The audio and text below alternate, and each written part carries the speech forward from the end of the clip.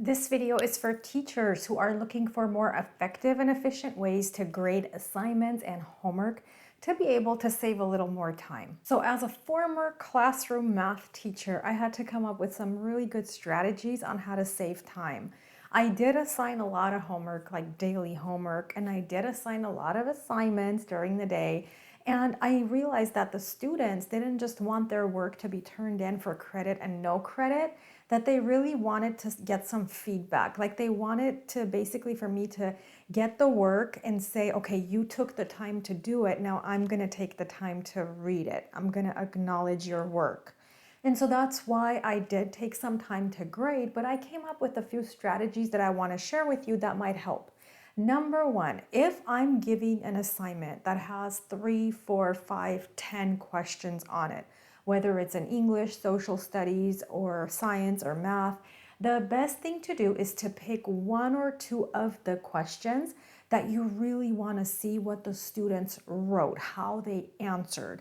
So typically for math, for instance, our work was 10 problems. And so of the 10, I used to pick 4. Of the 4, it was really easy for me to highlight, like find the answer and just take a very quick look at the steps. What you should do if you have 150 students, for example, and you're going to grade all of them, do question 3, question 3, question 3, question 3 for everybody. So basically grade each question. So that way you can easily find what you're looking for from that answer. Like after looking at 5 or 6, you'll notice you're looking for the same things out of everybody, and believe it or not, you'll be more efficient at grading it.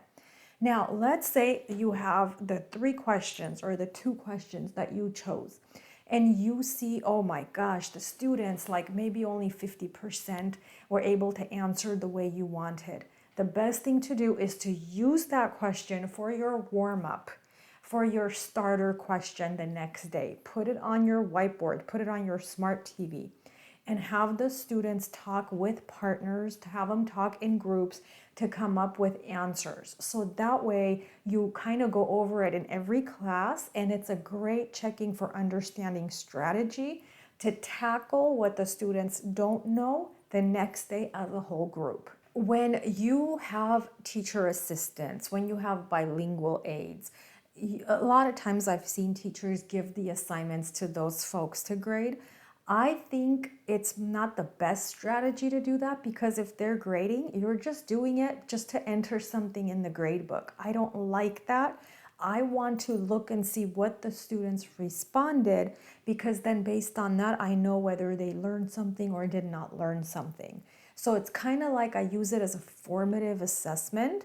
So that way I can address any learning gaps before the summative assessment. So if you do have helpers who help you grade, that's okay, but maybe then go back and see what is it that they missed the most. And if you do have an aide, can the aide pick up on those things? Can the aide see, oh, you know what? The students were not able to answer the question about ecosystems, if it's like a science class.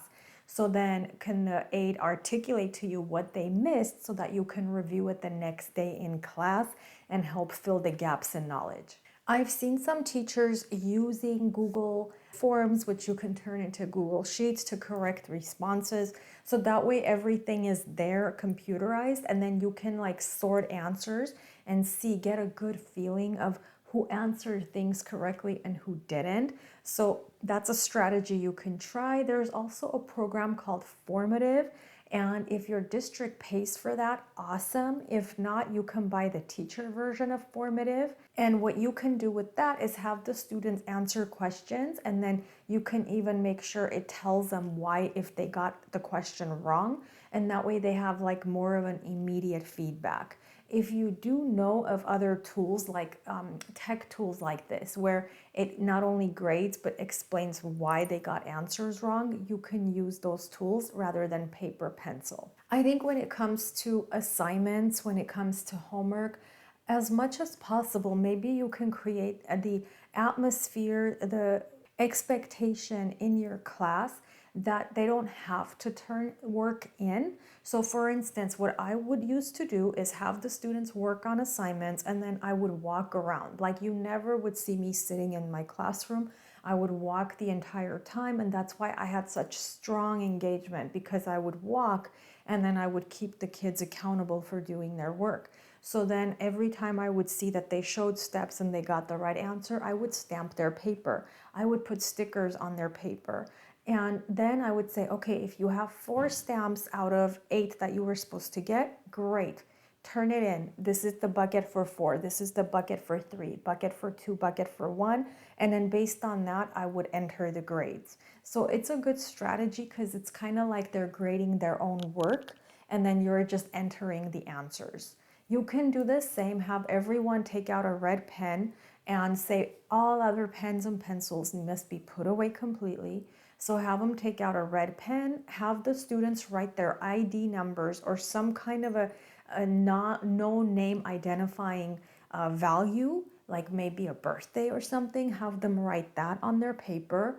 So that way the kids, when you take the work, collect the assignments, and you have them grade, they don't know whose paper they got.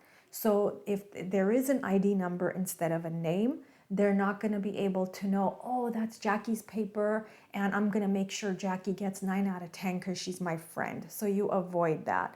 So then you shuffle the papers, they grade their own using the red pen, and then if they say, oh, this person got this wrong, then you can use that time to fill in the gaps again, do whole class learning, whole class teaching, address the mistakes with everyone so that way they know what they got right and wrong. Then at the end, give them back, tell them, okay, put all the papers here on the back table, come pick up yours so you could see what you got. And again, during that time, only red pens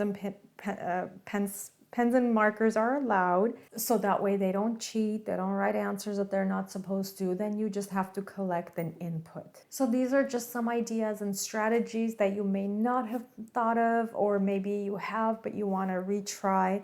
I hope you find the video helpful, and for more on topics like this, be sure to subscribe and be sure to comment on any other idea that you have that I may not have shared. I will catch you in the next video.